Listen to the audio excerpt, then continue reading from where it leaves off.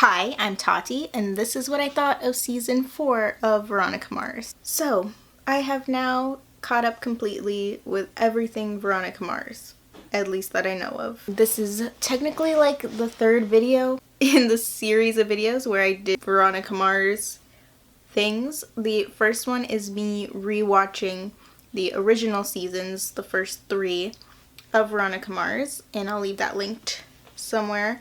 And then the second one was my thoughts on rewatching the movie and then reading the 2 books that came out after the movie, and that will also be linked somewhere. And since then I have watched the infamous final, so far, 4th season of Veronica Mars, and I was pre-spoiled for it, and this video is going to have spoilers for it. So if you don't want to be spoiled, if you haven't seen it, don't watch this video. I wrote down some really quick notes about it because I sped through watching those 8 episodes. I have like very short notes, so I'm trying to put them into coherent thoughts. And right from episode 1, I have that it's an interesting case, that Logan's back, that Veronica is kind of the worst, which I hate because she is such a great character, but some of the stuff she does is kind of the worst, and that I was very interested in Maddie's character. Thinking back on it, I kind of wish the whole the whole series focused on Maddie's character. That it was, instead of a continuation of Veronica Mars, maybe we did a sort of reboot. But that's just my opinion. Oh, Wallace shows up in episode 1. So we already have characters that we know and love. Her dad, Veronica's dad, Keith, is in every episode, I think. And then episode 2, we have appearance of Cliff, the lawyer, one of my favorite characters. And for episode 2, I have that Veronica is kind of self-destructive, which is not really a surprise. I love the Veronica and Maddie parallels. Again, Maddie might be my favorite character of this last season. And there's so much more for her character. Like, if going forward, if we're following Veronica and she's not in Neptune and we're not going to see anything about Maddie, I would be disappointed. And that had a great ending for the episode, but I don't remember what it is. So 3 has Veronica and Logan working together. I love them working a case together. More Maddie, which I'm just probably going to keep saying in all of these because, again, one of my favorite parts of the show. Weevil makes an appearance and is apparently back with the PCHers, and there's another bomb. Episode 4 was like all about the throwback characters. So many people that I wasn't expecting to see back for any reason. Literally, Veronica went and visited people in jail. So we had Tim Foyle and Mercer, and then Leo, who was not in jail. He's with the FBI now, which I don't know how that happened. But the scene where he shows up with a pizza and Logan answers the door was one of my favorites of the series. Oh, and Vinny showed up, and Max from college. And then in episode 5, we have more Cliff, apparently, our favorite lawyer. Marta's investigations is possibly closing. Veronica's very mean to Logan, which I guess is not new. We have references to season 2 with Cassidy and Kendall and Phoenix Land Trust, which I thought the Phoenix Land Trust thing was really weird because as far as I know, Cassidy and Kendall are both dead. Episode 6, we have Logan leaving, which I knew was going to be a thing because it's just the nature of his job. I literally gasped out loud when Clarence Weedman showed up. I never expect him to show up, and he always shows up. Now, the fact that he seems to be a contact of Logan's is very interesting. Just because, and this is just in my brain, but because Duncan was in contact with Clarence at the end of season 2. I was wondering about, like, can Logan and Duncan be in contact somehow? I would like it if Duncan had made an appearance, but he did not. And he can't because he's, like, on the lam, but still. I would like to see how he's doing. The only thing I wrote for episode 7 is that Weevil saves the day again. With Weevil, they really went backwards. It was like with his and Veronica's relationship too. It was like high school all over again. And then episode 8, more like, I want to say cameos, but it's not cameos when they're characters.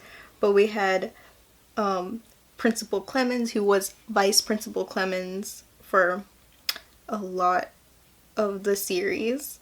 We had Jake Kane, who we last saw in season 3, I believe. I can't remember if he was in the movie. I think it was season 3 when she broke into his house.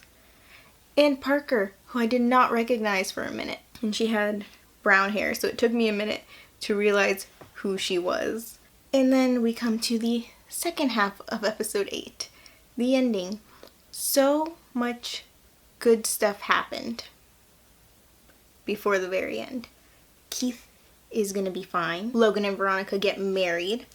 Everybody was waiting for that. And Maddie working at Mars Investigations, basically being Veronica Mars. I loved that.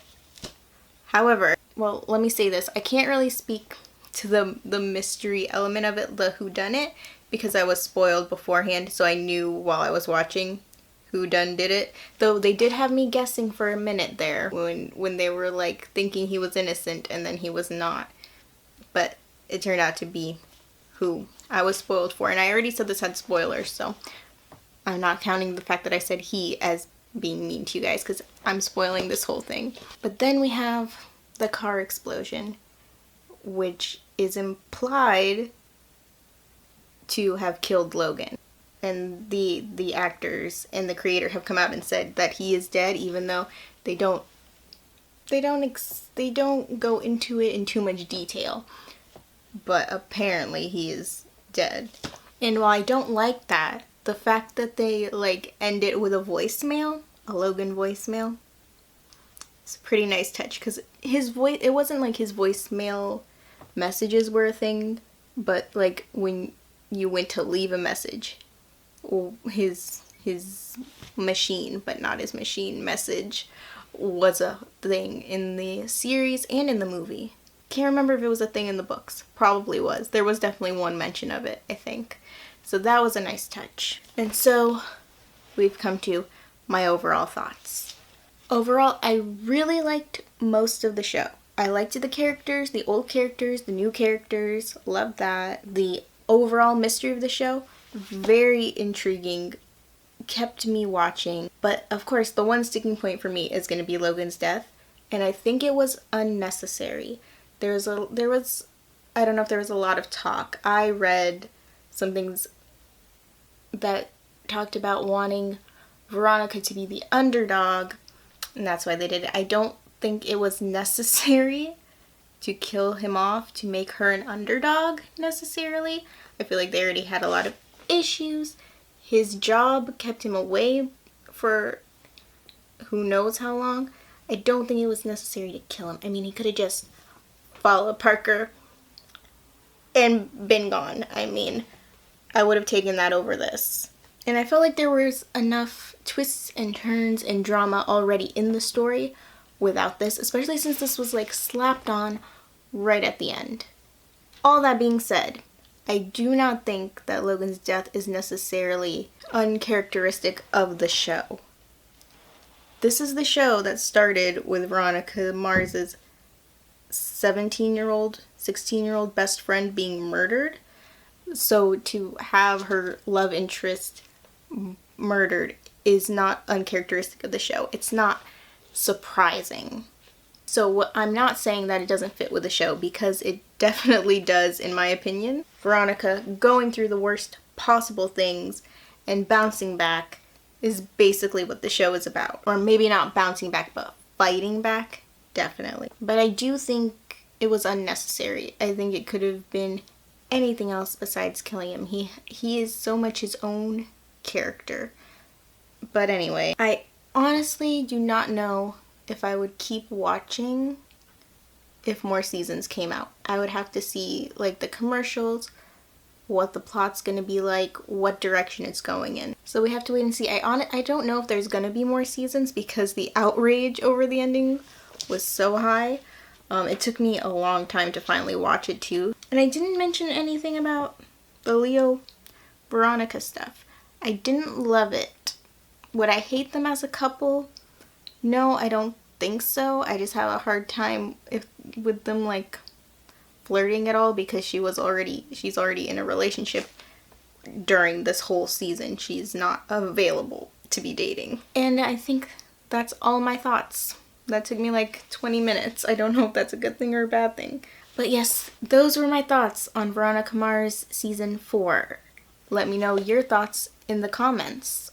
Spoilers are okay. I've seen it. If you don't want to be spoiled, don't look in the comments because I'm saying spoilers are okay in the comments. I would like to discuss. Let me know if I left anything out that you thought of, or if you agree with anything I said, or if you disagree with anything I said. Let's discuss in the comments. Did Maddie become your favorite character? Oh my gosh, the things Maddie has seen now. There's so much potential for her own show. Let's just have her spin-off as a rebooted Veronica Mars. How about that? If you liked this video, please give it a like. If there are other shows you think I'd like or you'd like to see me talk about on here, let me know in the comments, especially if they're similar to Veronica Mars.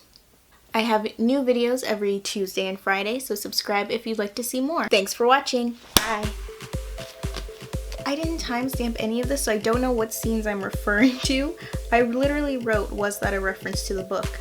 Now, I don't know what I was talking about. Oh, if you're wondering why my makeup is like this, watch my Vaultathon round 3 reading vlog. That's why. I think his name was Max, but he dated Mac. And would they have had them be Max and Mac? I don't know, but I think his name is Max. Bye.